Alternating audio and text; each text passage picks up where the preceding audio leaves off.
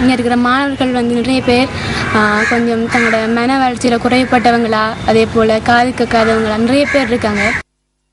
ஒரு கட்டடம் நிர்மாணிக்கப்படும் போது காற்றுக்கும் மழைக்கும் வெயிலுக்கும் தாக்கு பிடிக்கக்கூடிய வகையிலேயே நிர்மாணிக்கப்பட வேண்டும். அதிலும் குறிப்பாக விசேட தேவையுடையோருக்காய் நிர்மாணிக்கப்படும் கட்டடங்கள் தொடர்பில் மிகுந்த அவதானம் செலுத்த வேண்டியது அத்தியாவசியமாகிறது. அம்பாறை மாவட்டம் கல்முனை வெஸ்லி உயர்தர பாடசாலையே இது.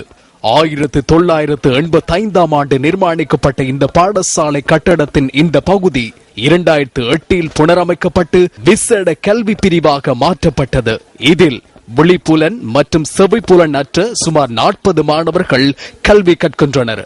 இந்த கட்டடம் நிர்மாணிக்கப்பட்டு 4 வருடங்களே ஆன நிலையில் கடந்த வாரம் ஏற்பட்ட இயற்கை அனர்த்தம் காரணமாக இந்த கட்டடம் சேதமடைந்துள்ளது. இந்த பாடசாலை கட்டடம் தரமற்ற முறையில் அமைக்கப்பட்டுள்ளதா என்ற கேள்வி எழுவதாக பாடசாலை நிர்வாகத்தினர் சுட்டிக்காட்டுகின்றனர்.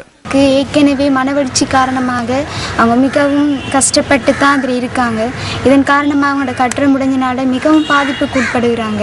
அதனால் இந்த கட்டடத்தை நீங்கள் திருத்தி தரும்படி இந்த ஒழுங்கமைக்கப்பட்ட கட்டடமாக எங்களுக்கு தர வேண்டும் என்று உங்களை தாழ்மையுடன் கேட்டுக்கொள்கிறேன். திடீர் அனர்த்தங்களில் இருந்து விரைவாக தப்பிக்கும் திறனற்ற இந்த மாணவர்களை காலம் காப்பாற்றியுள்ளது. மாணவர்களற்ற இரவு வேளையில் இந்த அனர்த்தம் ஏற்பட்டதனால் பல உயிர்கள் காப்பாற்றப்பட்டுள்ளன. பொது கட்டடங்களின் உறுதித்தன்மையினை காலத்திற்கு காலம் பரீட்சித்து பார்க்க வேண்டிய பொறுப்பு யாரை சார்ந்தது? கூடிய காற்று மழை காரணமாக இந்த அனர்த்தம் நிகழ்ந்திருக்கிறது. இதனைத் தொடர்ந்து எங்களுடைய கல்முனை வலயத்தின் வலய கல்வி பணிப்பாளர் இது சம்பந்தமான நடவடிக்கைகளை எடுப்பதாக கூறி சென்றிருக்கிறார். எனவே விரைவிலே இந்த மாணவர்களுக்குரிய இந்த அலகை திருத்தி தருகின்ற போதுதான் புதிய 2013ஆம் ஆண்டுக்கான வகுப்புகளை நாங்கள் தொடங்கக்கூடியதாக இருக்கும். இந்த மாணவர்களின் எதிர்கால கல்வியினை கருத்தில் கொண்டு பாடசாலை மீள ஆரம்பிக்கப்பட முன்னர் இந்த கட்டடத்தினை பலமிக்கதாக புனரமைத்து கொடுக்க வேண்டியது அதிகாரிகளின் கடமை அல்லவா? கிழக்கு மாகாண கல்வி பணிப்பாளரே, இது உங்களின் கவனத்துக்கு.